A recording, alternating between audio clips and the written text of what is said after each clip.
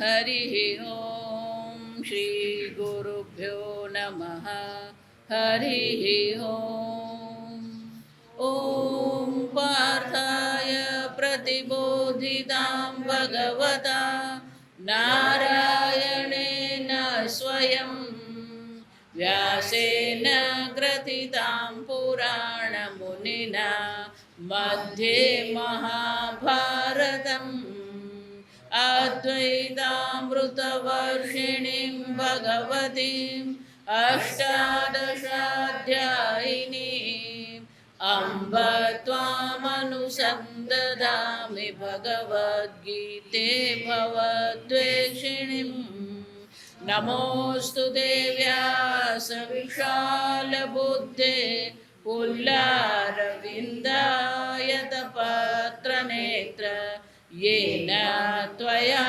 भारततैलपूर्णः प्रज्वालितो ज्ञानमयप्रदीपः प्रपन्नपारिजाताय स्तोत्रवेत्रैकपाणये ज्ञानमुद्राय कृष्णाय गीतामृतदुहे नमः। सर्वोपनिषदो गावः दुग्धा गोपालनन्दनः पार्थो वत्स सुधीर्भोक्ता दुग्धं गीतामृतं महत् वसुदेवसुतं देवं कंसचाणूरमर्दनं देवकी परमानन्दं कृष्णं वन्दे जगद्गुरुं भीष्मद्रोण तथा जयद्रथजला गान्धारनीलोत्पला शल्यग्राहवती कृपेण वहने कर्णेन वेलाकुला अश्वत्थामविकर्णघोरमकरा दुर्योधनवर्तिनी सोत्तीर्णा खलु पाण्डवैरननदी कैवर्तकः केशवः पाराशर्यसरोजममलं गीतार्थगन्धोत्कटं नानाख्यानककेसरं हरिकथा सम्बोधनाबोधितं लोके सज्जनषट्पदैरहरः पेपीयमानं मुदा भूयाद्भारतपङ्कजं कलिमल प्रध्वंसिना श्रेयसे मूकं करोति वाचालं पङ्गुं लङ्घयते गिरिं यत्कृपातमहं वन्दे परमानन्दमाधवं यं ब्रह्मा वरुणेन्द्ररुद्रमरुतः स्तुन्वन्ति दिव्यैस्तवैः वेदैः गायन्ति यं सामगाः ध्यानावस्थिततद्गतेन मनसा पश्यन्ति यं योगिनः यस्यान्तन्न विदुःसुरासुरगणाः देवाय तस्मै नमः। ॐ सहना भवतु सहनौ भुनक्तु सह वीर्यङ्करवावहै तेजस्विनावधीतमस्तु मा विद्विषावहै। ॐ शान्ति शान्ति शान्तिः। 11मो अध्याय श्लोक 45। अदृष्टपूर्वं वृषितोऽस्मि दृष्ट्वा भयेन च प्रव्यथितं मनो मे तदेव मे दर्शय देवरूपम् प्रसीद देवेश जगन्निवास કિરીટિનમ ગદિનમ ચક્રહસ્તમ इच्छामि त्वां द्रष्टुमहं तथैव तेनैव रूपेण चतुर्भुजेन सहस्रबाहो भव विश्वमूर्ते सहस्त्र नहीं सहस्र स्र ક્ર બોલીએ ને એમ સ્ર ત નહીં બોલવાનું ત છે જ નહીં બધા સહસ્ત્ર બોલીએ સહસ્ર ક્ર બોલીએ ને એમ સ્ર અર્જુન ભગવાનને કહી રહ્યો છે કે તમારું આ વિશ્વરૂપ મેં જોયું. પહેલાં તો હું બહુ ખુશ થઈ ગયો, હર્ષિતમ. હવે શું થયું? ભયેન પ્રવ્યથિતમ મે મનઃ. આ મારું મન આ તમારું વિશ્વરૂપનું આ સંહાર સ્વરૂપનું દર્શન કરીને મારું મન કેવું થઈ ગયું છે? વ્યથિત, આકુળ, વ્યાકુળ થઈ ગયું. અને એટલા માટે શું કરો? દર્શય મે રૂપમ. આ તમારું જે શ્યામ સુંદર પિતાંબરધારી તમારું રૂપ છે એના જ તમે મને દર્શન કરાવો. પણ અર્જુન, જો આ સમજવા, છેવટે અર્જુન એટલે કે આ કુરુવંશ જે છે એમના કુળ દેવતા વિષ્ણુ ભગવાન છે. કુળ દેવતા કોણ છે? વિષ્ણુ ભગવાન છે. જેમ સૂર્યવંશ જે રામચંદ્રનો હતો એમને સૂર્યનારાયણ એમના કુળ દેવતા. એટલે અર્જુનને મનમાં થયું કે આ શ્રી કૃષ્ણનું રૂપ તો જોઉં છું, પણ હવે મને ખબર પડી. ચોથા અધ્યાયમાં ભગવાને કહ્યું કે હું શું કરું છું? અનેક યદા યદા હિ ધર્મ ગ્લાનિર્ભવતી ભારત તદાત્માનમ સૃજામી. આમ અનેક અવતાર હું ધારણ કરું છું, પણ મૂળ રૂપે તો હું કોણ છું? એ ચતુર્ભુજ વિષ્ણુ છું. અને એટલા માટે અર્જુન હવે પછીના 46મા શ્લોકમાં કહે છે કે ભગવાન આ તમે આ વિશ્વરૂપમાંથી ફરીથી આ શ્રી કૃષ્ણ રૂપ ધારણ કરો. એ પહેલાં મને વચ્ચે શું કરી દો? કિરીટિનમ ગદિનમ ચક્રહસ્તમ ઈચ્છામિ ત્વામ દ્રષ્ટુમ ચતુર્ભુજેન. આ તમારું ચતુર્ભુજ મૂળ સ્વરૂપ વિશ્વરૂપ વિષ્ણુ ભગવાનનું જે રૂપ છે એ રૂપના પણ તમે શું કરો? મને દર્શન કરાવો. ચતુર્ભુજ વિષ્ણુ ભગવાનના દર્શન કરાવો. અને ભગવાન કેવા છે? કિરીટિનમ. કિરીટ, કિરીટ એટલે શું છે? આ મુગટને કિરીટ કહેવામાં આવે. મુગટને સંસ્કૃતમાં શું કહેવામાં આવે? કિરીટ કહેવાય.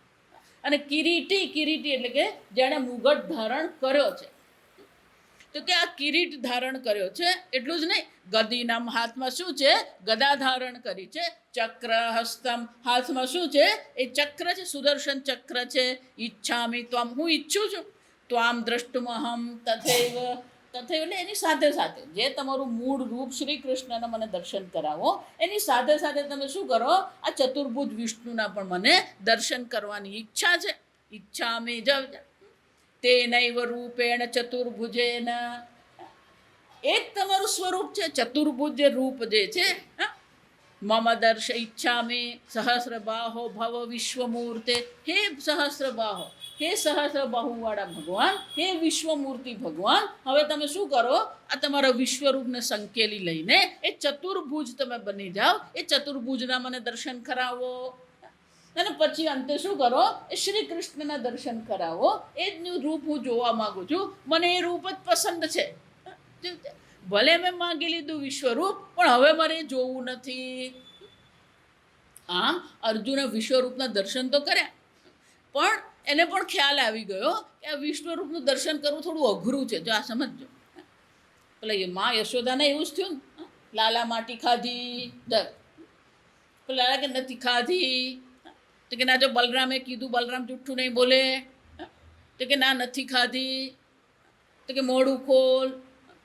મોઢું ખોલ્યું તો શું થયું? 2 વાર વિશ્વરૂપ દર્શન થયા માને. પેલું માટી ખાધી એમ કીધું ત્યારે વિશ્વરૂપ દર્શન થયા. એટલું જ નહીં, એક દિવસ માં લાલો નાનો હતો, પેલો લાલાને માં ધોવડાવી રહી હતી, દૂધ પીવડાવતી હતી. તો પેલો માથા પર આમ હાથ ફેરવતી હતી. તો હાથ ફેરવતી, બાળકો જ્યારે દૂધ પીતા ને તો થોડી થોડી આમ ઊભું થઈને માને જુએ. માથું ઊંચું કરીને શું કરતું? એ માને જ જુએ. જા સમજ, આંખથી આંખ મેળવે. નાનું બાળક ભલે બોલતું નહીં હોય, પણ એને શું હોય? આદત. પેલી આમ આંખ મેળવવાની આદત હોય. જા એટલે દૂધ પીતા પીતા એને ઊંઘ આવવા માંડી. અને પછી એને આંખ આમ ઊંચી કરીને પેલી યશોદા સામે જોયું. અને એવું સરસ રીતે જોયું તો મા યશોદા એવી પ્રસન્ન થઈ ગઈ ને તો વાલ કરવા લાગી અને માથા પર હાથ ફેરવતી હતી તો ભગવાનને ઊંઘ આવી ગઈ. ઊંઘ આવી ને પેલું બગાસું આવ્યું. એટલે ભગવાને જેવા બગાસું ખાધું ને તો પેલા મા યશોદાને અંદર શું થઈ ગયા, પેલા વિશ્વરૂપના દર્શન થઈ ગયા, બધું દેખાવા માંડ્યું. જો વિચાર, ભગવાને બગાસું ખાધું ને માને શું થઈ ગયું, પેલું વિશ્વરૂપના દર્શન થઈ ગયા. એટલે એ તો પેલી વાલ કરતી હતી બાળક, અને અચાનક પેલું વિશ્વરૂપના દર્શન થઈ ગયા. બિચારી એમ થયું કે હું શું જોઉં છું, જો આ મને ભ્રમ થઈ ગયો. એ ગભરાય જ ગઈ. જો કેમ કે અનંત કોટી બ્રહ્માંડ, આ એક બ્રહ્માંડ જે આપણા માટે અનંત છે, એવા તો શું છે, અનંત બ્રહ્માંડ છે. અને મા યશોદાને શું દેખાયું, જો વિચારી જો, દરેક બ્રહ્માંડમાં સૂર્યમંડળ, દરેક સૂર્યમંડળમાં પૃથ્વી, ને દરેક પૃથ્વી પર ગોકુળ, અને દરેક ગોકુળમાં પેલી યશોદા બેઠી હતી અને યશોદાના ખોળામાં પેલો લાલો રમતો. જેટલા બ્રહ્માંડ એટલા જ ગોકુળ, ને એટલી જ યશોદા, ને એટલા જ કૃષ્ણ. અઘરું છે. જો સમજો કેમ કે આપણું જે જ્ઞાન છે, આપણી જે બુદ્ધિ છે, એનાથી વિશેષ કંઈક આપણે જ્યારે પણ જોઈએ તો આપણું મન શું થઈ જાય, ભ્રમિત થઈ જ જવાનું. એમ અર્જુને પણ વિશ્વરૂપ માગી તો લીધું, પણ કે ભગવાન હવે વધારે પડતું થઈ ગયું, હવે પાછું શું કરો, આપણું મૂળ રૂપમાં આવી જાઓ, અને વચ્ચે શું કરો, સાથે સાથે ચતુર્ભુજના પણ દર્શન કરાવો. ત્યારે ભગવાન બહુ સરસ વાત કરે. જો વિચાર, દર્શન તો કરાવે જ છે ને, પણ ભગવાન એક બહુ મહત્વની ચર્ચા, હવે પછીના 2 શ્લોકમાં ભગવાન બહુ મહત્વની ચર્ચા કરે છે કે આપણું જીવન કેવું હોવું જોઈએ, આપણું મન કેવું હોવું જોઈએ, આપણી બુદ્ધિ કેવી હોવી જોઈએ. જો સમજો. શ્રી ભગવાન ઉવાચ મયા પ્રસન્નેન તવ અર્જુનેદમ રૂપં પરં દર્શિતમાત્મયોગાત તેજોમયં વિશ્વમનંતમાદ્યમ યન્મે ત્વદન્યેન ન દ્રષ્ટપૂર્વમ યન્મે ત્વદન્યેન ન દ્રષ્ટપૂર્વમ.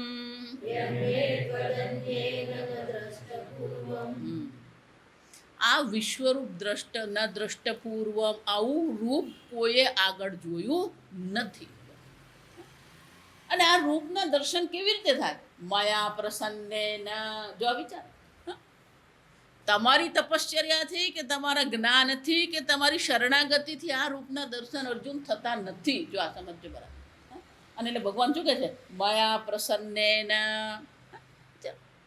હું પ્રસન્ન થાઉં. જો વિચાર, અર્જુન તારે કોઈ રીતે ભયભીત થવાની જરૂર નથી. એટલે શ્લોકની આગળ શંકરાચાર્યજી કહે છે, અર્જુનમ ભીતમ ઉપલભ્ય. ભગવાને જોયું કે અર્જુન ભયભીત થઈ ગયો છે, અને એટલા માટે શું કર્યું, ઉપસંહૃત્ય વિશ્વરૂપમ. એમણે પોતાના વિશ્વરૂપનો ઉપસંહાર કરી લીધો, એને પાછું ખેંચી લીધું. પ્રિય વચને એને આશ્વાસયન, અને પ્રિય વચનથી અર્જુનને આશ્વાસન ભગવાન આપી રહ્યા. જા પોતાના વિશ્વરૂપને સંકેલી લીધું, અને પછી અર્જુનને આશ્વાસન આપવા માટે ભગવાન આ કહી રહ્યા છે કે અર્જુન, આ મારું વિશ્વરૂપ જે છે કેવું છે, મયા પ્રસન્નેન. મયા પ્રસાદ નામ ત્વયી અનુગ્રહ બુદ્ધિ. જ્યાં સુધી મારો અનુગ્રહ થાય નહીં ત્યાં સુધી આ રૂપના દર્શન થતા નથી. કેટલીક વસ્તુ આપણે કર્મથી પ્રાપ્ત થાય. જો આ સમજો બરાબર, મોટે ભાગેની વસ્તુ આપણે કર્મથી પ્રાપ્ત કરીએ છીએ, પણ આ ભગવાનના વિશ્વરૂપ દર્શન જે છે એ કોઈ કર્મથી, કોઈ પુણ્ય કર્મથી આપણે પ્રાપ્ત કરી શકીએ એમ નથી. આ સમજો. અર્જુનને પણ જે દર્શન થયા એ દર્શન પુણ્યને કારણે નથી. બધી જ વસ્તુ પુણ્યથી નહીં મળે. આ ધર્મ આપણે કરતા રહીએ, પૂજા પાઠ કરીએ, ચંડી હોમ કરીએ, ઉપવાસ કરીએ. આ શ્રાવણ મહિનો ચાલે ને, હંમેશા કહું ને, શ્રાવણ મહિનો હોય ને ત્યારે શિવજીના મંદિરમાં એટલી બધી ભીડ હોય ને, અને જ્યાં શ્રાવણ મહિનો પૂરો થશે એટલે ભગવાન શું કહેવાનું, 11 મહિના બેસી રહેજો, આવતા શ્રાવણમાં આવીશ. જાવ, આપણે માન્ય છે, આપણે કેટલા બધા પુણ્ય કર્મ કર્યા. પુણ્ય કર્મથી અર્જુન, આ પુણ્ય કર્મથી મારું વિશ્વરૂપના દર્શન થઈ શકે એમ છે જ ને. મયા પ્રસન્નેન, શંકરાચાર્યજી કહે છે, ત્વયી અનુગ્રહ બુદ્ધિ. તારા માટે મારા મનમાં શું છે, અનુગ્રહ બુદ્ધિ છે.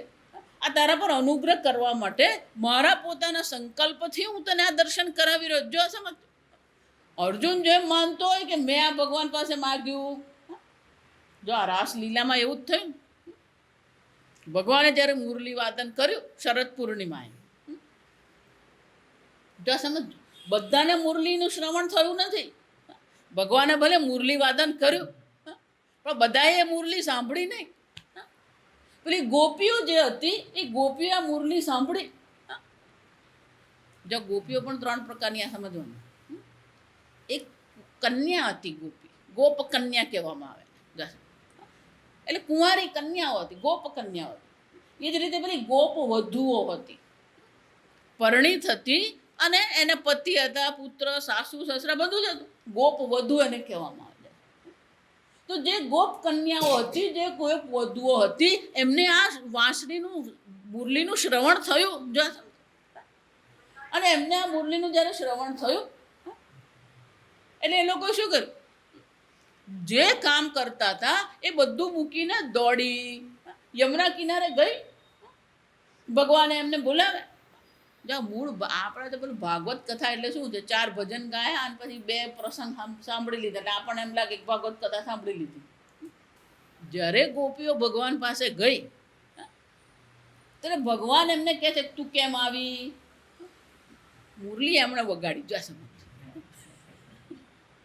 આને જ કૃષ્ણ ભગવાન કહેવાય. ઉભા રહે વાંકા ને બોલે વાંક. જો કેમ? કર્તવ્યનો ત્યાગ કરવાનો નથી. તું તારી પતિની સેવા કરતી હતી, તું તારા બાળકને સુવડાવતી હતી, તું તારા સાસુના પગ દબાવતી હતી, આ બધી સેવા કરી રહી હતી. આ સેવા છોડીને તું આવે યોગ્ય ન કહેવાય. આમ ભગવાન કર્તવ્ય બતાવે છે. ત્યારે ગોપીઓ બહુ સરસ જવાબ આપે. આ ગોપીઓ જે જવાબ આપે છે ને એ સંન્યાસીઓનો જવાબ છે. જો કે સાક્ષાત ત્રિલોકના સ્વામી સામે હોય ત્યારે બાકીના બધા કર્તવ્યો તો શું થઈ જાય? ગૌણ બની જાય. ભગવાનની ભક્તિ કરવી હોય ને ત્યાં રોજબરોજના કર્તવ્ય શું થવા જોઈએ? એ ગૌણ બનવા જોઈએ. પેલી સંન્યાસની ભાષા બોલે છે કે તું મળી ગયો પછી આ કોણ સાસુ, કોણ પતિ ને કોણ પુત્ર? જો વિચાર, સર્વનો ત્યાગ કરીને અમે અહીંયા આવ્યા છે. સંન્યાસી છે ગોપીઓ. કોણ છે? સંન્યાસી છે. જો સમજવાનું કે આ સર્વનો ત્યાગ કરીને, સર્વ કર્તવ્યનો ત્યાગ કરીને અમે તારે શરણે આવ્યા છે. હવે પાછું કોણ જવાનું? આમ બહુ લાંબો સંવાદ છે. આ સમજજો કે રાસલીલા પહેલાનો એ બહુ લાંબો સંવાદ છે. પછી કૃષ્ણ ભગવાન એમ થઈ ગયું કે ખરેખર આ બધી સંન્યાસીનીઓ છે, ખરેખર બધો સંન્યાસ કરીને આવી છે, પાક્કું છે. પછી રાસલીલા ભગવાને કરી, પણ પેલા ભગવાનને એ લોકોએ શું કર્યા? મનાવ્યા. પોતાના તર્કથી એમણે ભગવાનને દલીલ કરી શું કર્યા? ભગવાનને મનાવ્યા. અને હંમેશા માણસ જ્યારે તર્ક કરે ને ત્યારે હંમેશા એને અભિમાન તો આવી જ જાય. જો કેમ? અમે ભગવાનને પણ શું કર્યા? એટલું જ નહીં, અમે કેવી ભાગ્યશાળી છે, ભગવાન અમારી સાથે રાસલીલા કરી રહ્યા છે. કારણ કે દરેક ગોપીને એવું લાગતું હતું કે લાલો મારી સાથે છે. જેટલી ગોપીઓ હતી એટલા લાલા બની ગયા, એટલે કૃષ્ણ હતા. જો સમજતો, એટલે દરેક ગોપીને એમ થતું હતું કે ભગવાન મારો જ છે, ભગવાન મારી સાથે જ લીલા કરી રહ્યા છે. જો આને શું કહેવાય? જ્યાં પેલા શ્રી કૃષ્ણ પરથી એમની બુદ્ધિ કોના પર ગઈ? હું પર ગઈ. અને જ્યાં હું પર ગઈ પેલા ભગવાનના લોપ થઈ ગયા.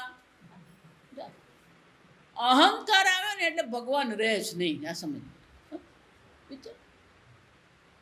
અચાનક જ શ્રી કૃષ્ણ શું થઈ ગયા? અદૃશ્ય થઈ ગયા. કેમ? ગોપીની દ્રષ્ટિ શ્રી કૃષ્ણ પરથી હું પર ગઈ. ત્યારે ભગવાન ત્યાં અદૃશ્ય થઈ. કેમ? કે તારા કારણે હું તને આ રાસલીલા કરાવતો નથી. મારા અનુગ્રહથી શું થઈ રહ્યો છે? આ રાસલીલા થઈ રહી છે. તને એમ હતું કે હું કેવી ભાગ્યશાળી છું, આ મારું કેવું ભાગ્ય. તારું ભાગ્ય નથી, તારું કર્મ નથી. આ શું છે? મદ અનુગ્રહેણ. જો સમજ, આગળ આવશે 18મા અધ્યાય. કે અર્જુન આ જ્ઞાન મેં તને આપ્યું કેમ? મદ અનુગ્રહેણ, મારા અનુગ્રહથી તને આ જ્ઞાન પ્રાપ્ત થયું. જો આ વિચારી, જો વારંવાર એટલા માટે કહું છું કે હું વેદાંતનું ભણાવું છું એ ભગવાનનો અનુગ્રહ છે. તમે વેદાંતનું શ્રવણ કરો એ અનુગ્રહ છે. જો આ સમજજો. અને સમજાય તોય અનુગ્રહ છે, નહીં સમજાય તોય શું છે? અનુગ્રહ જ છે. જો આ સમજ.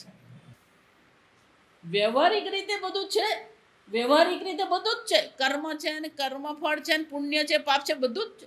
એકવાર આપણે વેદાંતમાં આવીએ અથવા એકવાર ભગવાનની ભક્તિ થઈ પછી આ પાપ પુણ્યનો શું છે? ત્યાં કોઈ પ્રવેશ નથી. આ સમજો. ત્યાં કોઈ પાપ પુણ્ય નથી. અને એટલે ભગવાન શું કહે છે? માયા પ્રસન્નેન, હું જે તારા પર પ્રસન્ન થયો છું. જો સમજો, ભગવાન એટલે શંકરાચાર્યજી શું કહે છે? અનુગ્રહ બુદ્ધિ, એ મારામાં તને તારા પર અનુગ્રહ કરવાની બુદ્ધિ આવી અને એટલા માટે તને શું થયા? આ વિશ્વરૂપના દર્શન થયા અર્જુન. માયા તવ અર્જુન ઇદમ રૂપમ દર્શિતમ, મારા અનુગ્રહને કારણે અર્જુન તને શું થયું? તને આ વિશ્વરૂપના મેં દર્શન કરાવ્યા. જો સમજો. અને એ દર્શન પણ કેવી રીતે કરાવે? આત્મયોગાત, આત્મન ઐશ્વર્ય સામર્થ્યાત, મારું એ સામર્થ્ય છે કે હું તને આ વિશ્વરૂપના દર્શન કરાવી શકું છું. એમાં તારા કર્મને કોઈ સ્થાન નથી, તારા સામર્થ્યનું કોઈ સ્થાન જ નથી. જો સમજ, કોઈ સામર્થ્ય આપણું, કોઈ આપણું કર્મ, કોઈ આપણું પાપ પુણ્ય ત્યાં કામ જ નહીં લાગ્યા. સમજવાનું. જો આપણું કઠોપનિષદમાં યેને વૈશ્યતે ન વૃણુતે, આ જો નાયમાત્મા પ્રવચનેન લભ્ય ન મેધયા ન બહુના શ્રુતેન. જો આ આત્માની પ્રાપ્તિ, આત્મલાભ કોને થાય? બહુના, બહુ સાંભળ્યું એટલે મેધા, આ બધા અર્થ સહિત બધા ગ્રંથને બુદ્ધિમાં ધારણ કરી દે એટલે આત્મજ્ઞાન થયું. ના પ્રવચને, આ બહુ પ્રવચન કરે એટલે આત્મજ્ઞાન થયું નહીં. જો સમજો, કોને આત્મજ્ઞાન થાય? જો સમજો. જેનું આત્મા વરણ કરે છે એને જ આત્માનું જ્ઞાન થાય. જો વિચાર, તમારા પુરુષાર્થ નહીં. આ સમજ, કોઈ પુરુષાર્થ અહંકારને અહીંયા સ્થાન જ નથી. એકવાર ભક્તિ કહીએ કે જ્ઞાન કહીએ પછી બધું શું છે? ઈશ્વરનો અનુગ્રહ છે. જાહી બીધી રાખે રામ, તાહી બીધી રહી. કોઈ સંઘર્ષ નહીં. જો ગઈકાલે કીધું ને, કોઈ સંઘર્ષ નહીં હોવો જોઈએ, કોઈ કન્ફ્યુઝન. જો જીવનમાં આપણે સતત સંઘર્ષ કરીએ છીએ. દુઃખી એટલા માટે છે કે આપણે સંઘર્ષ કરીએ છીએ.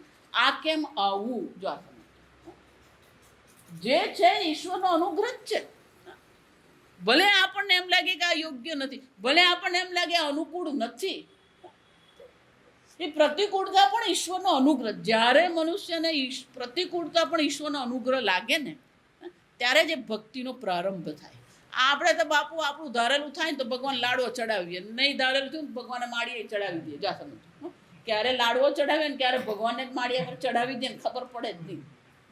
કુંતી માતા સ્તુતિમાં શું કહે છે? શશ્વત સંતુ વિપદ. ભલે ને અમારા જીવનમાં વિપત્તિ આવતી રહે, ભગવાન અમને કોઈ વાંધો જ નથી. જો પ્રતિકૂળતાથી પણ ડરવાની જરૂર નથી. પ્રતિકૂળતા પણ ભગવાનનો અનુગ્રહ છે. આ સમજો. જો એટલે આપણે ગુજરાતીમાં કહીએ, જે થાય એ શું છે? સારા માટે જ છે. આપણું એક જ દ્રષ્ટાંત બધાનું આપું કે પંઢરીપુરમાં આપણો મેળો હતો. તો નરસિંહ મહેતા, નામદેવ, તુકારામ આ બધા સમકાલીન ભક્તો છે. તો નરસિંહ મહેતા ગયા, એમને અંદર દર્શન કરવા જવા દીધા. નરસિંહ મહેતાએ શું કીધું? ભલું થયું, ભાંગી જંજાળ, સુખે પછી શું શ્રી ગોપાળ. પત્ની એમની જે કંઈ ઈશ્વરના કંઈ ઈચ્છા હોય એ પ્રમાણે શું થવાનું? ક્યારેક તો અલગ થવાનું જ છે. જો આ સમજો. સારું થયું ભગવાન, કેમ? આ એક જવાબદારી ઓછી થઈ, હવે હું વધારે તારું ભજન કરીશ. જો આ સમજો. સુખે પછી શું શ્રી ગોપાળ. પેલા નામદેવ ગયા દર્શન કરવા. નામદેવની પત્ની ભક્તાણી હતી. જાસમ એટલે એણે ભગવાનને શું કહ્યું? ભગવાન તારો બહુ અનુગ્રહ છે, અમારી પત્ની એટલી અનુકૂળ છે, અમે બે ભેગા થઈને તારા ભજન કરીએ છીએ. પેલો તુકારામ ગયા. તુકારામની પત્ની કર્કશા હતી.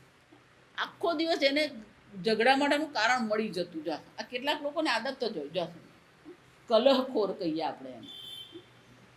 એને બધી વાતમાં જ ઝઘડો કરવાનો, એને બધી વાતમાં જ કચકચ કરવાની આવે જા. એ મરાઠી બહુ સરસ કહે, આ માણસને જોઈએ ને એના પરથી ખબર પડે ક્યાંથી આવ્યો જા. જે હંમેશા ખુશ રહેતો સમજવાનું ક્યાંથી આવ્યો, પેલો સ્વર્ગમાંથી આવ્યો. અને જે આખો દિવસ કચકચ કરે ને ક્યાં આવે, પેલો નરકમાંથી માર ખાઈ ખાઈને આવેલો હોય જો આ સમજ. એટલે અહીંયા પછી શું કરતો, એ આ બધું કચકચ કરે, એ શાંતિથી બેસે ને પેલો બીજાને શાંતિથી બેસવા નહીં દે જો. તુકારામની પત્ની કેવી હતી, કર્કશા હતી, ઝઘડાખોર હતી જો. એટલે તુકારામ ભક્ત હતા જો. મંદિરમાં ભગવાનના દર્શન કરવા ગયા, ભગવાને કે ભગવાન આ કર્કશ પત્ની આપીને બહુ સારું કર્યું, કે મારું મન એમાં જતું જ નથી. એનો અર્થ શું થયો, પત્ની હોય તોય ભક્તિ માટે અનુકૂળતા છે, પત્ની નથી તોય ભક્તિ માટે અનુકૂળતા છે, અને પ્રતિકૂળ છે તોય શું છે, ભક્તિની અનુકૂળતા. એનો અર્થ શું થયો, કોઈ પણ પરિસ્થિતિ ભક્તિ માટે શું છે, અનુકૂળ. આપણે એને કઈ રીતે લઈએ, પ્રતિકૂળતા પણ શું છે, આપણા માટે જ છે. એટલે પૂજ્ય સ્વામીજી જુદી રીતે કહેતા, પેલું ચપ્પુ હોય ને, ચપ્પુને ધારદાર બનાવવું હોય તો શું કરવું પડે, આ પેલા આ તમારું આ મિરર પોલિશ પથ્થર પર ઘસો તો ચપ્પુ ધારદાર થવાનું છે. એને પેલો ખરબચડો પથ્થર, રેતીનો પથ્થર કહીએ આપણે એને ગુજરાતી, પેલો રેતીનો ખરબચડો પથ્થર હોય ને એના પર આપણે ઘસીએ ને તો જ શું થાય, એ પેલું ધારદાર બને. એમ આપણા જીવનમાં પ્રતિકૂળતા શાના માટે છે, આપણી બુદ્ધિને ધારદાર બનાવવા માટે. આ ચપ્પુને ઘસવા વાળા એને સરાણીઓ કહેવાય. એ પેલો સાયકલ પર આવે સરાણીઓ, એને પેલો પથ્થર એને પેલા પૈંડા સાથે જોડેલું હોય, અને એમ જરા વારમાં તો આપણું ચપ્પુ શું થઈ જાય, એમ ધારદાર બનાવી આપે. ધારો કે આપણે એમ કહેલા ભાઈ હું કરું, આપણે કરીએ તો ચપ્પુ ગુઠ્ઠું થઈ જાય જો. આ સમજ, ચપ્પુ ધારદાર નહીં થાય જો. કેમ? કારણ કે એ કયા ખૂણાએથી પકડ્યું. ચપ્પુ પણ શું કરવું પડે, એનો એક ખૂણો છે, વધારે પડતો કરો તોય નહીં થાય ને ઓછો કરો તોય નહીં થાય જો. એનો એક ખૂણો છે, એ ખૂણાએ જ પકડવું પડે ચપ્પુ, તો જ એ ધારદાર થાય જો. વધારે પડતો ખૂણો કરી દે તો પુઠ્ઠું થઈ જાય જો. એમ આપણી બુદ્ધિ પણ શું છે, આ પ્રતિકૂળતામાં એક દ્રષ્ટિ કેળવવી પડે. જેમ પેલો ખૂણો છે ને એમ દ્રષ્ટિકોણ કહેવાય એને જો. જો યોગ્ય દ્રષ્ટિકોણ આપણે કેળવ્યો હોય તો પછી આપણી બુદ્ધિ કેવી થવાની, એ ચમકદાર થશે, શાર્પ કહેવાય જો. અગ્રયા બુદ્ધ્યા સૂક્ષ્મયા, આ કઠોપનિષદમાં ભગવાન યમરાજા કહે છે, જેની બુદ્ધિ સૂક્ષ્મ છે, જેની બુદ્ધિ અગ્ર છે, એને આ બ્રહ્મ જ્ઞાન થાય. આમ પ્રતિકૂળતા શાના માટે છે, આપણી બુદ્ધિને તેજસ્વી બનાવવા માટે છે, ધારદાર બનાવવા માટે જા. પણ આપણો પેલો દ્રષ્ટિકોણ જ ખોટો હોય એટલે આપણી બુદ્ધિ પુઠ્ઠી થઈ જાય જો. પ્રતિકૂળતા આવે ને આપણી બુદ્ધિ જ બંધ થઈ જાય, શું કરવું ખબર જ નહીં પડે નહીં. અને એટલે ભગવાન બહુ સ્પષ્ટ શબ્દોમાં કહે છે કે અર્જુન, મારા અનુગ્રહથી તને આ મારા વિશ્વરૂપના દર્શન થયા છે, અને એ મારું શું છે, સામર્થ્ય છે, આત્મયોગાત. આ મારું સામર્થ્ય છે, આ મારું ઐશ્વર્ય અર્જુન છે કે હું તને આ વિશ્વરૂપના દર્શન કરાવી શકું છું. એમાં તારા કર્મ, તારા પાપ પુણ્યનું કોઈ સ્થાન જ નથી. એ મારું ઐશ્વર્ય છે, મારું સામર્થ્ય છે કે મેં તને આ વિશ્વરૂપના દર્શન કરાવ્યા. તને એવું લાગતું હશે કે મેં ભગવાનને વિનંતી કરી અને ભગવાને મને શું કર્યા, આ દર્શન કરાવ્યા. પણ એવું છે જ નહીં. તેજોમયમ, અને અમારું વિશ્વરૂપ કેવું છે, તેજોમયમ. જો જોઈ ગયા આપણે, એક સાથે 1000 સૂર્ય ઉદિત થાય અને જે પ્રકાશ હોય એવો એ ભગવાનનો પ્રકાશ હતો. એટલે ભગવાન પોતે કહે છે, તેજોમયમ વિશ્વરૂપમ વિશ્વમ અનંતમાદ્યમ યન્મે ત્વદન્યેન ન દ્રષ્ટપૂર્વમ. અને હું કેવો છું, અનંત છે, આદિ અને અંત રહિત હું છું. આ સંપૂર્ણ વિશ્વ મારામાં જ દેખાઈ રહ્યું છે. સમસ્ત વિશ્વ જે છે કેવું છે, અનંત છે. હું હંમેશા એટલા માટે ક્યારેય કોઈ વાતમાં અભિમાન નહીં કરવાનું. આ જગત જે છે ને અનંત જગત છે. આપણે કેટલું જ્ઞાન મેળવી શકીએ, આપણું જ્ઞાન અલ્પ છે. અલ્પ જ્ઞાન સાથે કોઈ અભિમાનને સ્થાન છે જ નહીં. આપણું સામર્થ્ય કેટલું, આપણું સામર્થ્ય કેટલું, અલ્પ શક્તિ આપણે. આજકાલના છોકરાઓને પેલી એક ડોલે ઊંચકવાનું કહે તો બેચારો પેલો એક રૂમમાં બીજા રૂમમાં જાય ને તો હાથ દુખી જાય ત્યાં. આજે જો પેલા બહેનોને કહે કે 10 કિલો મગજ બનાવવાનો ઓર્ડર જ આપી દે, જો સમજ કેમ હલાવે કોણ. પહેલાના જમાના આ બા બધા ઘરે જ મીઠાઈ બનાવતા. જો પહેલા તો લગ્નમાં મીઠાઈ શું કરવામાં આવતી, ઘરે જ બનતી. મોહન થાળ બનાવવાનો શું ઓર્ડર આપવાનો હોય, મોહન થાળ પર શું કરવું પડે, હલાવવું પડે. કેટલું સામર્થ્ય આપણું, આપણું જ્ઞાન કેટલું, કશું જ નહીં. એટલે ભગવાન શું કહે, હું અનંત છું, મારું જ્ઞાન પણ અનંત છે, મારું સામર્થ્ય પણ શું છે, શક્તિ પણ અનંત છે. તેજોમયમ વિશ્વમ અનંતમાદ્યમ, આ જગતનો આદિ પણ કારણ પણ હું જ છું અર્જુન. યન્મે ત્વદન્યેન ન દ્રષ્ટપૂર્વમ, મેં મમ, મારું આવું સ્વરૂપ અર્જુન કોઈએ જોયું નથી. તને મેં અમારા અનુગ્રહથી દર્શન કરાવ્યા, આવું વિશ્વરૂપના દર્શન તો કોઈ કર્યા જ નથી. જો વિચાર તો ભગવાન, આજે ભગવાને કીધું ને મયા પ્રસન્નેન, હું પ્રસન્ન થાવ, મારા મનમાં જો તારા પ્રત્યે અનુગ્રહની બુદ્ધિ આવે તો હું તને આ વિશ્વરૂપના દર્શન કરાવું. એનો અર્થ શું થયો, ભગવાનનું જે આ સ્વરૂપ જે છે એ પાપ પુણ્યથી પ્રાપ્ત નહીં થાય. એ જ ભગવાન હવે પછીના શ્લોકમાં કહે છે. અને ભગવાન એટલે કહે છે આત્મનઃ મમ રૂપ દર્શન કૃતાર્થ એવ ત્વમ સંવૃતઃ. અર્જુન, આ મારું જે સ્વરૂપ છે એ સ્વરૂપ જોઈને તું કૃતાર્થ થઈ ગયો, તું પ્રસન્ન થઈ ગયો. પણ એ મારું રૂપ કેવું છે, ન વેદ યજ્ઞાધ્યયનૈર્ન દાનૈઃ, ન વેદ યજ્ઞાધ્યયન, ન વેદ યજ્ઞ અધ્યયનૈર્ન દાનૈઃ, ન વેદ યજ્ઞાધ્યયનૈર્ન દાનૈઃ.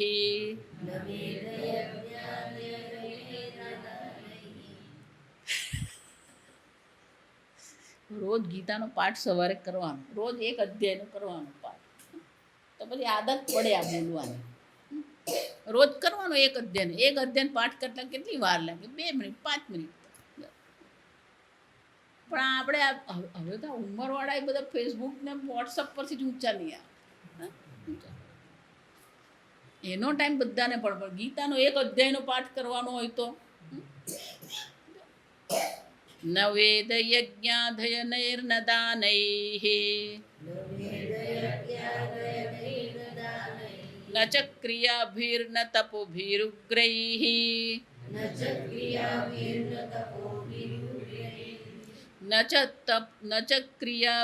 તપોભિરુગ્રૈઃ, એવં રૂપઃ શક્યઃ નૃલોકે, દ્રષ્ટું ત્વદન્યેન કુરુ પ્રવીર.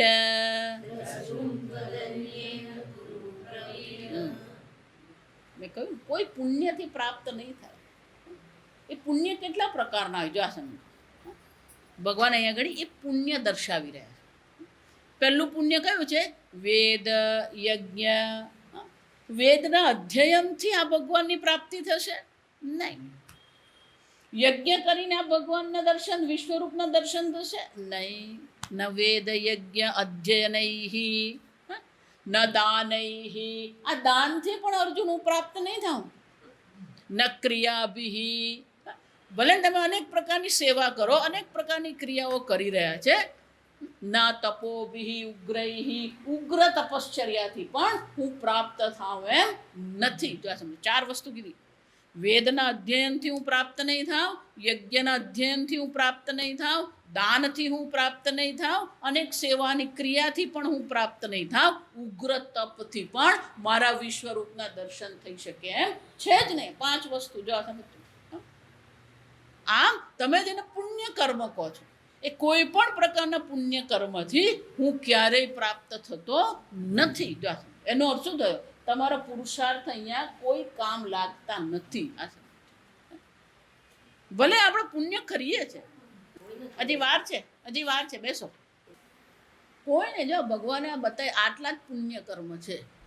યજ્ઞ કરીએ, વેદનું અધ્યયન કરીએ, તપશ્ચર્યા કરીએ, ઉગ્ર તપશ્ચર્યા કરીએ, દાન કરીએ. ભગવાન કહે છે આમાંના એકેથી હું મારા વિશ્વરૂપના દર્શન થઈ શકે એમ છે જ નહીં. ભાગવતમાં એક પ્રશ્ન ઉઠ્યો. દેવકી અને વસુદેવ જો મનુ અને શત્રુપા હતા. જો સમજો, વર્ષો સુધી એમણે શું કરી હતી? વર્ષો સુધી તપશ્ચર્યા કરી હતી. પણ જ્યાં શ્રી કૃષ્ણનો જન્મ થયો તત્કાળે વસુદેવ એમને ક્યાં મૂકી આવ્યા? ગોકુળમાં મૂકી આવ્યા. અને 11 વર્ષ સુધી બાળ લીલાનો આનંદ કોણે લીધો? દેવકી અને વસુદેવને બાળ લીલાનો આનંદ નહીં મળ્યો. જો વિચારી જો, પણ એ ખરેખર જે બાળ લીલાનો આનંદ છે કોને મળ્યો? યશોદા અને નંદ બાબાને. એટલે પ્રશ્ન ઉઠાવ્યો કે આ જે ભગવાનની અદ્ભુત લીલાઓ જે છે કે યશોદા અને નંદ બાબાએ એવું તો કયું પુણ્ય કરેલું કે ભગવાનની બાળ લીલાનો આનંદ એમને પ્રાપ્ત થાય? એ યશોદા એવું તો કયું પુણ્ય કરેલું કે એણે ભગવાનને દૂધ પીવડાવ્યું? જો વિચારી જો, જેના ખોળામાં ભગવાન રમ્યા. જો સમજો, જેના હાથે ભગવાને માખણ ખાધું, જેની પાસે અનેક પ્રકારની ભગવાને લીલાઓ કરી. તો કે યશોદા અને નંદ બાબાએ કયું પુણ્ય કર્યું કે ભગવાનની બાળ લીલાનો આનંદ મળ્યો? જા સમજો. તો પ્રશ્નનો ઉત્તર મળ્યો કે કોઈ તપશ્ચર્યા કરી જ નથી. આ વિચારી, કોઈ પુણ્ય કર્મ નથી કર્યા, છતાં એમને શું થયું? આ આનંદ મળ્યો. તો કે પણ કોને કારણે? કે માત્ર ને માત્ર ભગવાનની શરણાગતિને કારણે. એમનું એક જ શરણ હતું ને કયું છે? પરમાત્મા. માત્ર ઈશ્વરની શરણાગતિ. ભક્તિનું પહેલું પગથિયું જ શરણાગતિ છે. જો આ સમજો, એ આવતું જ નથી શરણાગતિનું પગથિયું. હા, ગમે એટલી માળા, પેલો માળા કરે ને તેને અહંકાર હોય. આજ તમે 5 માળા કરી, કોના ભગવાન પર ઉપકાર કર્યો ત્યાં? ના સમજો, આપણે માળા કરીએ ને તો જાણે ભગવાન પર ઉપકાર કરી રહ્યા છે. કેટલો અહંકાર! ભક્તિનો અહંકાર, વૈરાગ્યનો અહંકાર, સંન્યાસનો અહંકાર, જો જ્ઞાનનો અહંકાર, બધું લઈને જ ફરીએ આપણે. જો એટલા માટે આ ભગવાન કહી રહ્યા છે અહીંયા કે કોઈ અહંકારનું સ્થાન જ નથી. કેમ? તારા કર્મથી તને પ્રાપ્ત જ નથી થવાનું. મા યશોદા અને નંદ બાબા ભગવાનને કેવા અનન્ય ભક્ત હતા, અનન્ય શરણ હતું એમને. અને એટલા માટે ભગવાને એમના પર અનુગ્રહ કર્યો. વિચારી લો, એમનું તો કેવું પુણ્ય, કેટલું એમને ભગવાનનો અનુગ્રહ છે કે બાળ લીલાનો આનંદ એમને મળ્યો. નારદજી નહીં થયું કે ત્રિલોકનો સ્વામી આ નંદ બાબાને ત્યાં શું છે? તો ભગવાન રામ તો છે બહુ ડાયા ડમરા હતા. જા સમજ, એટલી બધી કઈ લીલાઓ એમને મળે નહીં. પણ શ્રી કૃષ્ણ ભગવાને જેટલી લીલાઓ કરી ને કોઈ ભગવાને આટલી લીલાઓ નથી કરી. જા વિચાર. એટલે નારદજીને એક પ્રશ્ન થયો હતો કે લાવ જોવા તો જાઓ આ શ્રી બાળક રૂપે શ્રી કૃષ્ણ શું કરી રહ્યા છે. એટલે નારદજી પેલા ગોકુળમાં ગયા કે ભગવાન શું કરે છે, દર્શન કરવા જાઉં. હવે એ જ વખતે ભગવાન પેલા ઘૂંટણિયા ભરતા થઈ ગયા હતા. બાળક જેવું ઘૂંટણિયા ભરતું થાય ને એટલે એને ઘરની બહાર નીકળવાની ઈચ્છા થાય. જાય. અને એ જમાનામાં તમે જુઓ ને, પહેલાના ઘર તમે જુઓ ને, પેલો વેત ઊંચા પેલા ઉંબરા હોય. ઉંબરો જે હોય એ શું હોય? પેલો વેત ઊંચા પહેલા ઉંબરા નાખવામાં. એટલે યશોદાના બારણામાં શું હતું? પેલો ઉંબરો ઊંચો હતો. પેલો કૃષ્ણ ભગવાન નાનું બાળક જો, એટલે પેલા ઉંબરા પર હાથ મૂકીને એમ જોતા હતા. તો બહાર શું હતું? બધું પેલા વૃક્ષો હતા, પશુ પક્ષી, કોયલ, આ બધા એને જોયું. એટલે એમને બહુ આનંદ આવે પેલો જોવામાં. એમાં પેલો એક પોપટ એક વૃક્ષ પરથી આમ ઉડ્યો જાય. એટલે એક વૃક્ષ પરથી ઉડી પેલા બીજા વૃક્ષ પર ગયો ને એટલે ભગવાને પેલો આમ જોવા માટે શું કર્યું? ભગવાને વાંકા વળ્યા ને એટલે ભગવાન ઉમરા પર આમ ચડી ગયા. જો સમજો, આગળ હાથ નહીં લાગે ને પાછળ પગ નહીં લાગે. જો સમજો, ભગવાન ટીંગાઈ ગયા. ભગવાન પેટને બળે શું થઈ ગયા? પેલા ઉમરા પર ટીંગાઈ. હવે એ જ વખતે પેલા નારદજી ત્યાં દર્શન કરવા આવ્યા. અને પેલા ભગવાનને હાથ આમ નીચે લાગે ને, ભગવાન પ્રયત્ન કરે, પાછળ પગે નહીં લાગે ને આગળ હાથે નહીં લાગે. પેલો એટલે ઉમરા પર ટીંગાઈ ગયા. જો વિચાર, એટલે થોડો વખત ભગવાન પ્રયત્ન કરતા રહ્યા. જો વિચાર, પછી પેલો પત્તો લાગ્યો નહીં એટલે પેલા રડવા લાગ્યા જોર જોરથી. એટલે નારદજી જોઈને નારદજી કે વાહ વાહ વાહ, આ યશોદાનો તો શું પુણ્ય, કે ત્રિલોકના સ્વામી એના ઉમરા પર ટીંગાઈને રડી રહ્યો છે.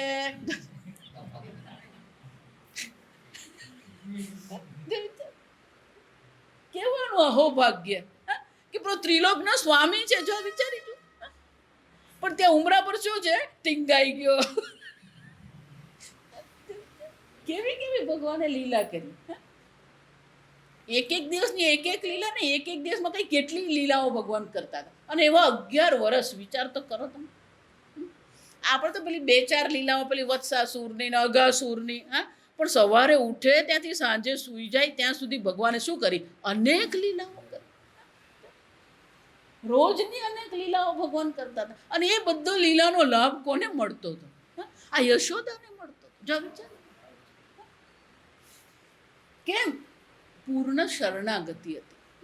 ઈશ્વર પ્રત્યેના પ્રેમ સિવાય બીજું કંઈ એમના જીવનમાં હતું જ નહીં. જો એટલા માટે પેલી માં યશોદા, જો સમજો, પેલો લાલો ગમે એટલું તોફાન કરે ને પણ તોય એના પ્રત્યેનો પ્રેમ એવો હતો ને, પેલો ક્રોધ પણ શું થઈ જાય, એક ભગવાન આમ સરસ મજાનો એની સામે આમ સ્મિત કરે ને, એટલે બધો ક્રોધ પણ શું થઈ જાય, ઓગળી જાય. કોઈ વિરોધ નહીં. જો વિચારી, સમજ, આ ભગવાન એ જ વસ્તુ ભગવાન કહી રહ્યા છે. સમજો કે કોઈ ગમે એટલું ઉગ્ર તપ કરો ને, ગમે એટલી ક્રિયાઓ કરો, ગમે એટલું જ્ઞાન તમે મેળવો ને, વેદનું અધ્યયન કરો ને, યજ્ઞ કરો, કોઈથી હું અર્જુન પ્રાપ્ત થતો જ નથી. ન વેદૈ ન યજ્ઞૈ ન અધ્યયનૈ ન દાનૈ ન ક્રિયાભિ ન ઉગ્રૈ તપોભિ એવમ રૂપમ શક્ય અહમ નૃલોકે. આ મનુષ્ય લોકમાં મારા આવા વિશ્વરૂપના દર્શન કરવા અર્જુન શક્ય જ નથી. આ સ્પષ્ટ શબ્દમાં ભગવાન કહી રહ્યા છે. સમજો, ન શક્ય, શક્ય જ નથી મારા આ રૂપના દર્શન કરવા. દ્રષ્ટુમ ત્વદન્યેન કુરુ પ્રવીર, બીજા કોઈના દ્વારા પણ આ રૂપના દર્શન કરવા શક્ય નથી. તારા પર હું પ્રસન્ન થયો અને મારા અનુગ્રહથી તને આ દર્શન થયા. આગળ ભગવાન કહે છે, મદ અનુગ્રહેણ અર્જુન, મારા અનુગ્રહથી જ તને આ જ્ઞાન પ્રાપ્ત થયું. જો એટલા માટે જે ખરો ભક્ત છે એના મનમાં એવી ભાવના હોય કે આ ભગવાનનો અનુગ્રહ છે એટલા માટે હું ભગવાનની ભક્તિ કરી રહ્યો છું. ભગવાનનો અનુગ્રહ છે એટલા માટે હું આ ભગવાનની સેવા કરી રહ્યો છું. ઈશ્વરનો એ અનુગ્રહ મારા પર છે કે હું ભગવાનનો ભક્તિ કરી શકું. ઈશ્વરના અનુગ્રહ વગર ભક્તિ પણ નથી, ઈશ્વરના અનુગ્રહ વગર જ્ઞાન પણ નથી. આ સમજો. અને એટલે ભગવાન સ્પષ્ટ શબ્દોમાં અર્જુનને કહી દે છે કે અર્જુન, મારા અનુગ્રહ વિના આ શક્ય જ નથી. એટલે શંકરાચાર્ય કહે છે, યજ્ઞ વેદ દાનય ચતુર્ણામ અપી વેદાનામ અધ્યયન યથાવદ યજ્ઞ અધ્યયનૈ ચ. આ 4 પ્રકારના જે કર્મો છે એના દ્વારા પણ હું કોઈ દિવસ પ્રાપ્ત થઈ શકું એમ છે જ નહીં. વેદ અધ્યયનૈ એવ યજ્ઞ અધ્યયનશ્ચ સિદ્ધત્વાत्. વેદનું અધ્યયન એ જ યજ્ઞનું અધ્યયન છે. કેમ? કારણ કે વેદનું અધ્યયન કરીએ પછી જ પેલો યજ્ઞનું કરી શકીએ આપણે. એટલે શંકરાચાર્ય કહે છે, વેદ યજ્ઞ અધ્યયન એક જ લેવાની જરૂર છે, પેલા 2 અલગ કરવાની જરૂર નથી. કારણ કે વેદનું તમે અધ્યયન કરો અને ત્યાર પછી તમે શું કરી શકો, યજ્ઞ કરી શકો. અને એટલે કહે છે એને એક જ 2 લેવાની જરૂર નથી. તથા ન દાનૈ તુલા પુરુષાદિભિ. શ્રેષ્ઠ દાન કોને કહેવામાં આવે? તુલા પુરુષ. જો આજકાલ લોકો કરતા હોય છે, તમે કેરાલા જાઓ ને ગુરુવાયુર, ત્યાં પણ એવું ચાલે. તુલા પુરુષ એનો અર્થ શું થાય? પોતાના વજનનો કેળા ભગવાનને ધરાવવા. ઘણા કરતા હોય છે, પોતાના વજનનું સોનું ધરાવવા, બધું જાત જાતનું લોકો કરતા હોય. આ વિચાર, પોતાના વજનનું જ અનાજ એટલે શું કરે, પેલો તુલા ત્યાં રાખી છે. ગુરુવાયુર મંદિરમાં તમે જાઓ તો અંદર એ તુલા છે જ ત્યાં. એટલે જેને આ દાન કરવું શું કરે, પેલું એક બાજુ બેસી જાય, પછી બીજી બાજુ એને જે આપવું હોય ભગવાને, કેળા છે, નાળિયેર છે, અન્ન અનાજ છે, જે પણ હોય એ લોકો શું કરે, મૂકે. અને તુલા પુરુષ દાન કહેવામાં આવે. પોતાના વજન બરાબરની વસ્તુ ભગવાને શું કરવાની? અર્પણ કરવાની. અને શંકરાચાર્ય કહે છે આ પોતાના વજનના જેટલું એ દાન કરે. તુલા પુરુષ આદિ જો સમજ, આદિ એટલે વગેરે અનેક પ્રકારના દાન છે. જો અન્નદાન છે, વિદ્યાદાન છે, ધનદાન છે, વસ્ત્રદાન છે, અનેક પ્રકારના દાન છે. જો એટલું જ નહીં, ક્રિયાભિ અગ્નિહોત્રાદિભિ શ્રોત્રાદિભિ અનેક પ્રકારની ક્રિયાઓ છે. અગ્નિહોત્રાદિ કર્મો જે છે એટલું જ નહીં, અનેક પ્રકારની બીજી સેવા કાર્ય છે. મંદિર બંધાવીએ, આ ક્રિયા બે પ્રકારની, ઈષ્ટ અને અઈષ્ટ અને પૂર્ત. જો આ સમજ, ઈષ્ટ એટલે કે આ વૈદિક કર્મ કરી, શ્રૌત્રાદિ એટલે શંકરાચાર્ય શું કીધું, શ્રૌત્રાદિ એટલે કે શ્રુતિમાં જે બધા કર્મ દર્શાવ્યા છે એ બધી ક્રિયાઓ, અથવા તો કઈ ક્રિયાઓ, અનેક પ્રકારની સમાજ સેવા આપણે કરીએ. વાપી, કૂપ, તળાગાદી, પેલું વાવ બંધાવીએ. એટલે પહેલાંના જમાનામાં આ બધા શેઠ, બધા નગરજનો હતા, શું કરતા, પેલી વાવ બંધાવે, કૂવો ખોદાવે, તળાવ બનાવે, દેવાલય, મંદિરનું બાંધકામ કરાવે, આરામશ્ચ એટલે કે ધર્મશાળા બનાવે, સ્કૂલ આજે અત્યારે આપણે જોઈએ તો શું કહેવાય, સ્કૂલ બાંધવાની. આ અનેક પ્રકારની સામાજિક ક્રિયાઓ જે છે. આમ વૈદિક ક્રિયા હોય, વૈદિક ક્રિયાઓ હોય કે સામાજિક ક્રિયાઓ બધી જે છે આ બધા દ્વારા પણ ભગવાનના વિશ્વરૂપના દર્શન થઈ શકે એમ નથી. એટલું જ નહીં, તપોભિ ઉગ્રૈહિ, ગમે એવું ઉગ્ર તપ તમે કરો. એટલે શંકરાચાર્ય કે ચાંદ્રાયણાદિભિ ઉગ્રૈહિ ઘોરૈહિ, અનેક ઘોર તપશ્ચર્યા. રાવણ છે, કુંભકર્ણ છે, આ બધાએ શું કરી હતી, અનેક ઘોર તપશ્ચર્યાઓ કરી હતી. જો ધ્રુવે પણ શું કર્યું, ધ્રુવને 6 મહિનામાં શું થયા હતા, ભગવાનના દર્શન થયા, એણે પણ ઉગ્ર તપ કર્યું. તો ભગવાન કહે છે ભલે એ વિષ્ણુ રૂપના એને દર્શન થયા, પણ વિશ્વરૂપના દર્શન એને થયા નથી. આમ ગમે એટલું ઉગ્ર તપ તમે કરો, ન દર્શત. શંકરાચાર્ય કહે છે યથા દર્શિતમ વિશ્વરૂપમ યસ્ય સહમ એવમ રૂપ શક્ય ન શક્ય અહમ. મારા આવા સ્વરૂપનું, મારા વિશ્વરૂપના દર્શન કરવા શક્ય નથી. મનુષ્ય લોકમાં કોઈ રીતે શક્ય નથી. અને તારા સિવાય ત્વદન્યનો શું થાય, તારા સિવાય બીજા કોઈને પણ આવા વિશ્વરૂપના દર્શન થયા નથી. આમ ભગવાનના દર્શન કોને થાય? પણ પ્રશ્ન હવે આવો થાય, જો મયા પ્રસન્ન ને એવું કીધું ને ભગવાન, હું પ્રસન્ન થાઉં તો આ દર્શન થાય. તો હવે પ્રશ્ન એ થાય ભગવાન પ્રસન્ન થાય કેવી રીતે? ભગવાન પોતે તો આનંદ સ્વરૂપ છે, એને પ્રસન્ન કરવાને આપણે બધા મન ખાટું મોટું થતું એટલે પેલા પ્રસન્ન કરવા પડે. જો ભગવાન સ્વયં તો શું છે, આનંદ સ્વરૂપ છે, એને પ્રસન્ન કરવાના હોય. જો વિચાર ભગવાનને પ્રસન્ન કરવાની જરૂર જ નથી, આપણે પ્રસન્ન થવું પડે. કેમ કે આપણે સવારે ખુશ તો હોય ને સાંજે કંઈક ગરબડ થઈ જ ગઈ હોય. જો વિચાર, અને સવારે કંઈક ગરબડ થયું તો સાંજે બધું ઠેકાણે પડી જાય છે. ભગવાનને પ્રસન્ન કરવું એટલે શું? જો આ પ્રશ્ન થાય, ભગવાનને પ્રસન્ન કરવું એટલે શું, અને ભગવાન ક્યારે પ્રસન્ન થાય? જો આ પ્રશ્ન છે. આ બધા મોટા મોટા આ બધા ભાગવતકારો છે ને, આ બધું બોલતા રહે, પણ એને જો આવા 2-4 પ્રશ્ન પૂછે ને તો બધું કામ પતી જાય. ભગવાને કેવી રીતે પ્રસન્ન કરવાનું? ભગવાને ચોખ્ખું જ કહી દીધું, તપથી નહીં થાય. જો સમજ, એનો અર્થ શું થયો? આ બધી વસ્તુ છે. જો વિચાર, ભગવાન પ્રસન્ન ક્યારે થાય, કેવી રીતે થાય? ભગવાન અનુગ્રહ કેવી રીતે મળે? માયા અનુગ્રહ એને છે, તો ભગવાન અનુગ્રહ કેવી રીતે પ્રાપ્ત થાય? જો વિચાર, આ સમજવાનું. ભગવાનનો અનુગ્રહ અથવા તો ભગવાન પ્રસન્ન થાય એવું જે આપણે બોલીએ છીએ, એનો અર્થ શું થયો? હું હંમેશા કહું, તમારા અને ભગવાનની વચ્ચે જે અંતર કરનાર છે કોણ?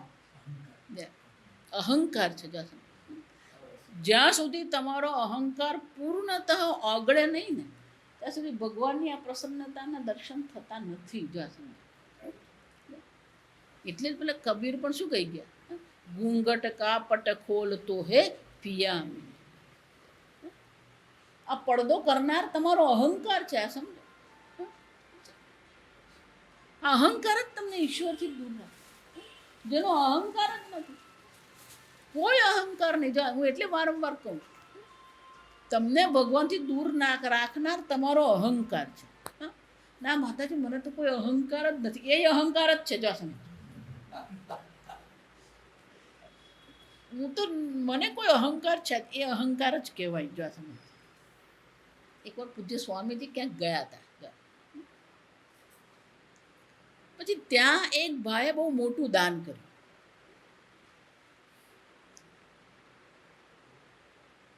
પછી સ્વામીજીને કે સ્વામીજી, હું આ દાન કરું છું ને, પણ કોઈને કહેવાનું નહીં કે મેં આ દાન કર્યું, એટલે મારું નામ નહીં જાહેર કરવાનું.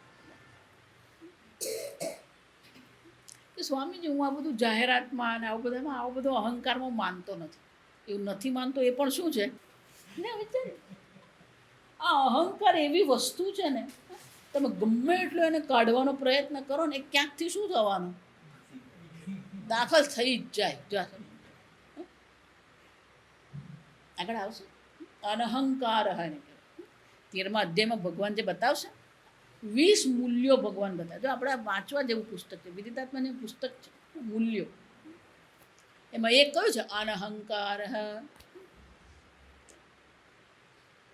આ અહંકાર અનેક પ્રકારના દાસન. શરીરનો અહંકાર, મારું શરીર બહુ સ્વસ્થ, શરીરના સૌંદર્યનો અહંકાર હોય, કુળનો અહંકાર હોય, ધનનો અહંકાર હોય, વિદ્યાનો અહંકાર હોય. આ અનેક પ્રકારના અહંકાર છે. ધન છે, ઘર છે, કુળ છે, શરીર છે, સૌંદર્ય છે, સામર્થ્ય છે. આ બધાનું, લોકોને તો વાળનો અહંકાર હોય. સ્વામીજી કે એનો અહંકાર વાળથી શરૂ થાય. કેટલાય પ્રકારના અહંકાર. આ સંસારિક અહંકાર કહેવાય. આ બધા અહંકાર કેવા છે, સંસારિક અહંકાર. પેલા સાધકને અહંકાર હોય, મારા જો વૈરાગી કોણ દે, પેલો વૈરાગ્યનો અહંકાર. પેલો સંન્યાસનો અહંકાર, હું તો સંન્યાસી છું. પછી છે, તું માણસ છે ને, આ માણસ જ છે. જો સંન્યાસનો અહંકાર, વિદ્યાનો અહંકાર, તપનો અહંકાર, બળનો અહંકાર. આ બધું પણ શું છે, તેજસ્વીતાનો અહંકાર. મારા જેવો તેજસ્વી કોણ?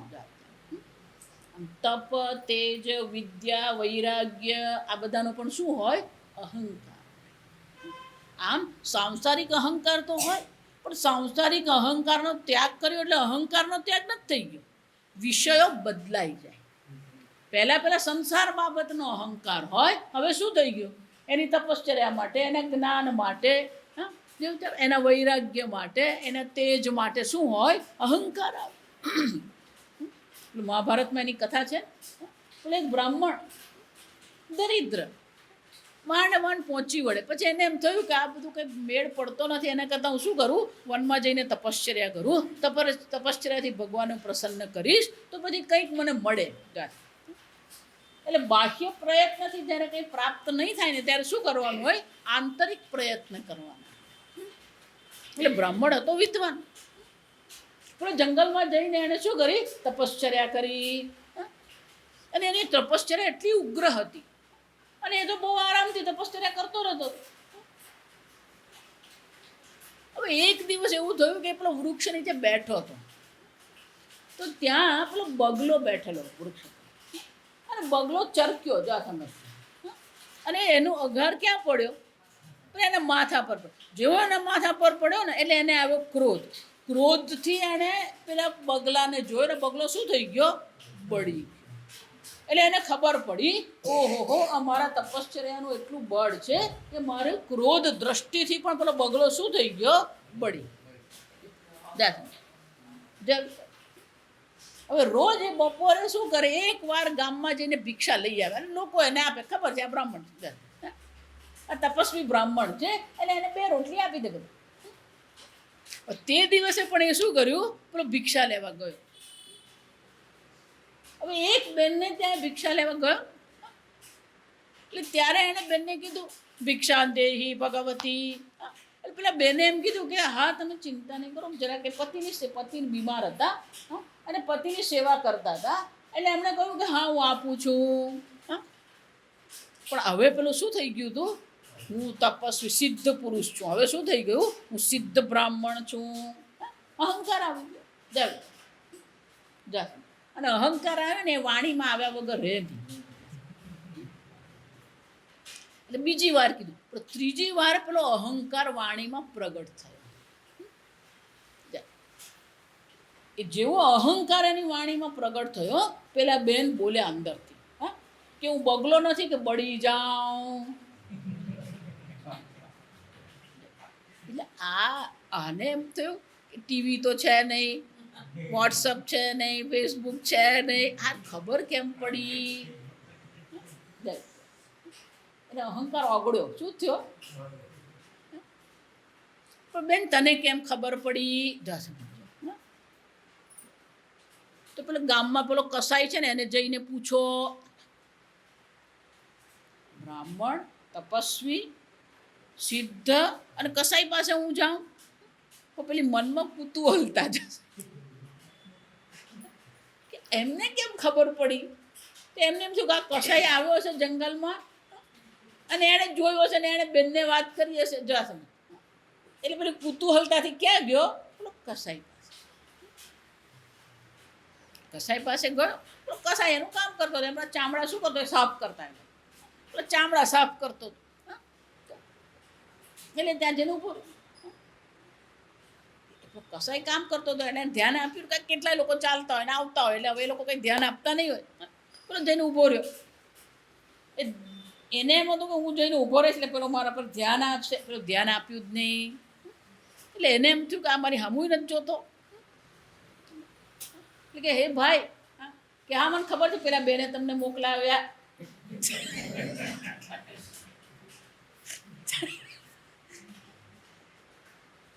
મોબાઈલ તો હતો નહીં, પેલા બેને કહી દીધું કે મોકલાવું છું. એને તપશ્ચર્યાથી સિદ્ધિ મળી હતી. આ બેનને ઘરમાં પોતાના કર્તવ્ય પાલનથી પણ શું થઈ ગયું? સિદ્ધિ. જો સમજો આગળ આવશે. સ્વકર્મણા તમભ્યર્ચ્ય સિદ્ધિમ વિંદતિ માનવ. કર્તવ્ય પરાયણતા.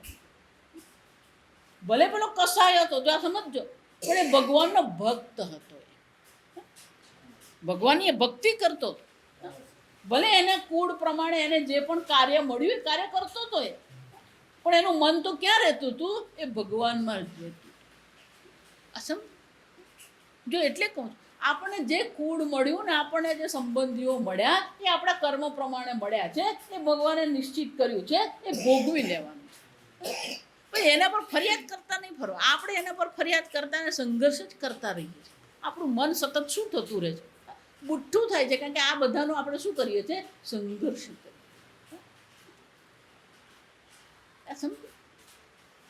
કોઈ તપશ્ચર્યાનો અહંકાર નહીં હોવો.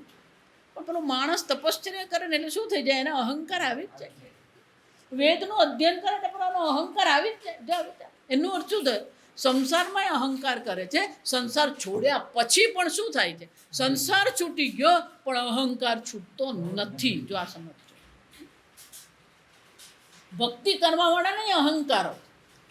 જો વિચાર આજકાલ તમે આ જુઓ ને, આ વૈષ્ણવો જે બધા લાલાની સેવા કરતા હોય, જો એ લાલાની સેવામાં હવે સ્પર્ધા થઈ ગઈ. આ મજાક નથી કરતી હું તમને. કોણે લાલાનો સૌથી શ્રેષ્ઠ શ્રૃંગાર કર્યો ને એની સ્પર્ધા થાય. એટલે હવે તું જે પહેરાવે કે તું પહેરાવે કે ભગવાન તારા પહેરેલા જ કપડાં પહેરવાનો છે, જો વિચાર એમાં સ્પર્ધા ચાલે. માણસનો સ્વભાવ છે આ સમજ. સ્પર્ધા કરવી, સરખામણી કરવી, સંઘર્ષ કરવો, આ બધું માણસનો શું છે? સ્વભાવ બને. આપણે ભગવાનને વસ્ત્ર ધારણ કરાવ્યા, એમાં કઈ ભગવાન પર ઉપકાર નથી કર્યો આપણે. ભક્તિમય અહંકાર. મારા જેવો ભક્ત કોણ? જો નારદજીને થયો હતો ને અહંકાર, હું તો ભગવાનનો શું છે? શ્રેષ્ઠ ભક્ત છું. પણ અર્જુનને અહંકાર થયો હતો, મારા જેવો ભગવાનનો ભક્ત કોણ, શરણાગત કોણ? ભક્તિનો અહંકાર, વિદ્વત્તાનો અહંકાર, તપશ્ચર્યાનો અહંકાર, સંન્યાસનો અહંકાર, વૈરાગ્યનો અહંકાર. જો વિચાર, આ બધું આપણને શું કરે છે? ભગવાનથી દૂર રાખે. નિરહંકાર, અનહંકાર. જો અહંકારનો છાંટણો આપણામાં નહીં હોય તો પેલા ભગવાન આપણા પર શું થાય? પ્રસન્ન થાય. જો આગળ એટલે ગઈકાલે કહે ને, પૂર્ણ શરણાગતિ હોવી જોઈએ. પૂર્ણ શરણાગતિ જ્યાં છે ને ત્યાં જ ભગવાન પ્રસન્ન છે. કેમ? હું છે જ નહીં. જો આ 10મો અને 11મો અધ્યાય શાના માટે છે? આપણે એ દર્શાવવા માટે જ છે કે અહીંયા જે કંઈ છે બધું ઈશ્વર જ છે. બલમ બલવતામસ્મિ, બળવાનોનું બળ હું છું. બુદ્ધિમ બુદ્ધિમતામસ્મિ, બુદ્ધિશાળીઓની બુદ્ધિ હું છું. તપસ્વી તપઃ તપસ્વીનામ, આ તપસ્વીઓનું તપ હું છું. જો આ વિચાર, ત્યારે છે ને ત્યાં જ બેસવાનું, એ સારું પડે. તેજસ તેજસ્વીનામ અહમ, આ તેજસ્વીનું તેજ હું જ છું અર્જુન. આપણી પાસે શું છે? કંઈ નથી. આ સમજો, આપણું જે બળ છે ભગવાનનું બળ છે, આપણું જે જ્ઞાન છે ભગવાનનું જ્ઞાન છે, આપણું જે સૌંદર્ય છે એ ભગવાનનું સૌંદર્ય. આમ આ 10મા અને 11મો અધ્યાય જે છે એ 2 અધ્યાય દ્વારા ભગવાન આપણા અહંકારને શું કરે છે? ક્ષીણ કરી દે છે. કે અર્જુન અહીંયા જે કહી છે, હું માત્ર, તું છે જ નહીં ક્યાંય. જશે આપણને એક અંગૂઠો મૂકવાની જગ્યા ભગવાન આપતા નથી. આ સમજો, કોઈ બાબતે આપણે અહંકાર કરી શકીએ એમ છે. ભગવાન 10મા અધ્યાયમાં આ ભગવાને પોતાની વિભૂતિ દર્શાવી અને 11મા અધ્યાયમાં વિશ્વરૂપના દર્શન કરાવ્યા. આ વિભૂતિ દર્શન અને વિશ્વરૂપ દર્શન દ્વારા ભગવાન શું કહે છે? અહંકાર રહેતો જ નથી. જ્યાં અહંકાર હોય ને ત્યાં પછી ભગવાન રહેતો નથી. જાસમ આમ ભગવાન સ્પષ્ટ શબ્દોમાં અર્જુનને જણાવે છે, કોઈ પણ પુણ્ય કર્મ દ્વારા મારા વિશ્વરૂપના દર્શન થઈ શકે એમ છે. જો એ જ વસ્તુ રાસલીલામાં છે. આ સમજવાનું, ઈશ્વરનો એવો અનુગ્રહ હતો કે ઈશ્વર ગોપીઓ સાથે શું કરી? રાસલીલા. હા, ઈશ્વરનો અનુગ્રહ હોય તો રાસલીલા થાય, ઈશ્વરનો અનુગ્રહ હોય તો વિશ્વરૂપના દર્શન થાય, ઈશ્વરનો અનુગ્રહ હોય તો જ આ બ્રહ્મ જ્ઞાન આપણને પ્રાપ્ત થશે. આગળ આપણે આવતીકાલે. ઓમ સ્વસ્તિ પ્રજાભ્યઃ પરિપાલયન્તામ ન્યાયેન માર્ગેણ મહિં મહિષાઃ ગોબ્રાહ્મણેભ્યઃ શુભમસ્તુ નિત્યં લોકાઃ સમસ્તા સુખિનો ભવन्तુ કાલે વર્ષતુ પર્જન્યઃ પૃથ્વી સસ્યશાલિની દેશોऽયં ક્ષોભરહિતઃ બ્રાહ્મણા સંતુ નિર્ભયાઃ ઓમ સર્વેષાં સ્વસ્તિર્ભવતુ સર્વેષાં શાંતિર્ભવતુ સર્વેષાં પૂર્ણં ભવતુ સર્વેષાં મંગલં ભવતુ સર્વે ભવन्तુ સુખિનઃ સર્વે સन्तુ નિરામયાઃ સર્વે ભદ્રાણિ પશ્યन्तુ મા કશ્ચિદ દુઃખભાગ ભવેत् असतो मा सद्गमय तमसो मा ज्योतिर्गमय मृत्योर्मा अमृतंगमय ओम पूर्णमदः पूर्णमिदं पूर्णात् पूर्णमुदच्यते पूर्णस्य पूर्णमादाय पूर्णमेवावशिष्यते ओम शांति शांति शांति हरि ओम श्री गुरुभ्यो नमः हरि ओम।